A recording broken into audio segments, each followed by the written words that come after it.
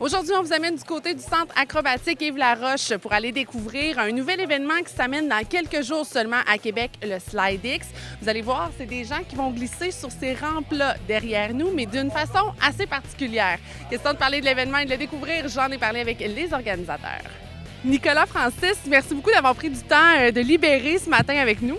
Ça fait plaisir. Vous êtes en forme? Oui, très en forme. Il y a beaucoup d'actions actuellement derrière nous du côté du centre acrobatique Yves-Laroche. Il y a un gros événement qui s'en vient ici dans les prochaines semaines. J'aimerais qu'on en parle un peu. Oui, donc c'est l'événement SlideX, un slip and fly. Donc on va utiliser les glissades qu'on voit derrière nous pour mettre une bâche, puis les gens vont pouvoir s'essayer sans ski et décoller dans les airs, puis atterrir dans la piscine. Donc là, on parle vraiment d'une glissade géante qu'on va avoir derrière nous là, pour les prochains week-ends de l'été. Exactement, on parle d'une glissade de plus de 130 pieds de long avec 45 pieds de hauteur, puis un kick à la fin qui permet de faire un saut là, de 20 à 30 pieds de haut. Et là, justement, cette idée-là, d'où c'est venu? Bon, oui, on a les rampes qui nous inspirent, mais j'imagine que vous avez vu ça ailleurs à travers le monde, là. Ben oui, on a vu ça sur les réseaux sociaux. On a vu que ça se faisait aux États-Unis, en Ohio. Puis il y avait une place aussi au Texas, puis on a vu ça aussi en Thaïlande. Donc on s'est dit, on va chercher une place pour faire ça à Québec.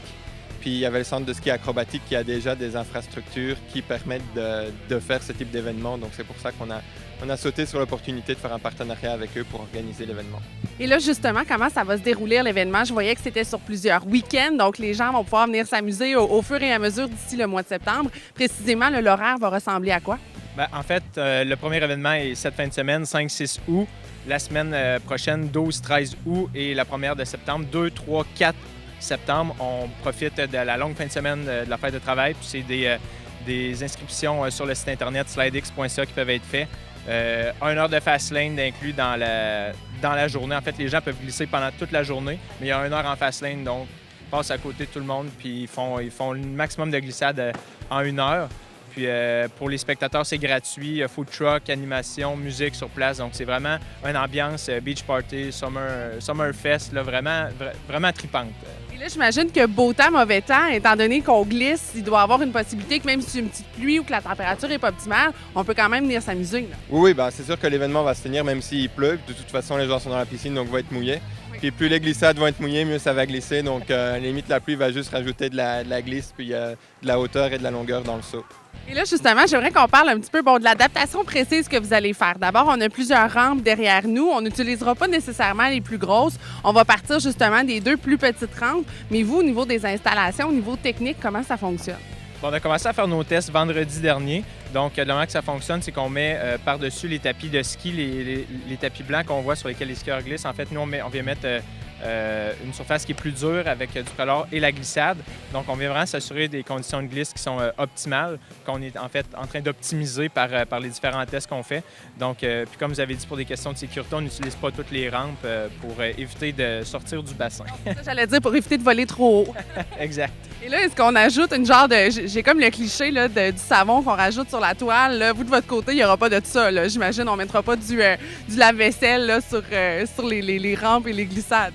On est en phase de test, donc oui, c'est possible que pour les plus craqués, on peut rajouter du savon. Ils peuvent se mettre du savon sur le corps pour prendre encore plus de vitesse. Mais là, on fait juste des tests cette semaine-ci. Donc, demain, toute l'après-midi, on est en phase de test. Vendredi aussi, donc on va voir un peu ce que ça donne. Puis, sur une question aussi de risque, puis comment le saut peut aller haut et loin. Puis, il faut aussi maîtriser parfois un peu son corps dans les airs. Donc, on verra si on amène le savon pour certains participants ou pas.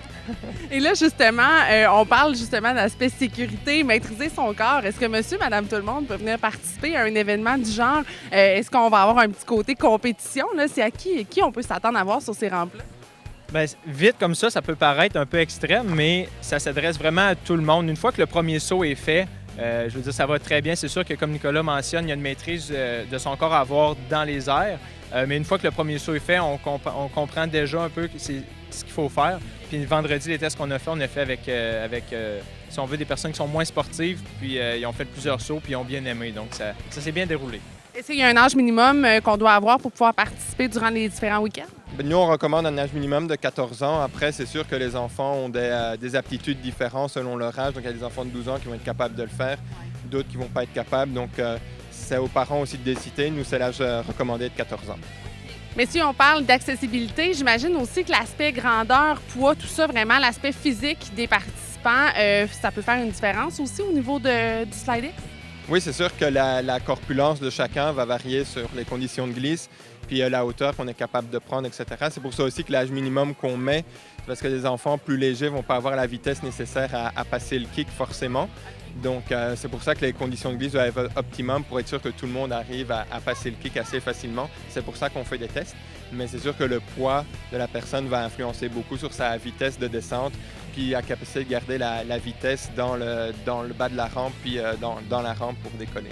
Et là, justement, tantôt, on le voit derrière vous, hein, la rampe se lève, se descend. Ça, comment ça va venir influencer au niveau de la glisse des participants? Vous, allez-vous l'utiliser d'abord? Oui, c'est ça. Donc, on utilise 2 rampes, puis chaque rampe a 2 configurations de kick différentes. Donc, ça veut dire que c'est un système hydraulique qui permet de lever et d'abaisser la rampe à souhait. Donc, ça veut dire que pendant la journée, on va pouvoir les lever, les abaisser selon le souhait des participants. Ça prend 2 secondes pour le faire. Puis, si elle est abaissée, on a plus de longueur.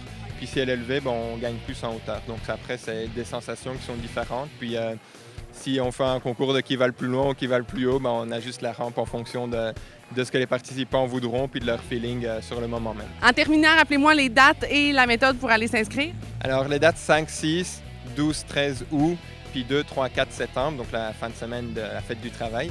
Puis pour s'inscrire, c'est sur slidix.ca. Puis il suffit de suivre les étapes d'inscription, puis ça se fait bien. Alors, on prépare son maillot de bain bien attaché serré et son savon question de bien glisser. Merci beaucoup, messieurs. Merci à vous. Merci beaucoup.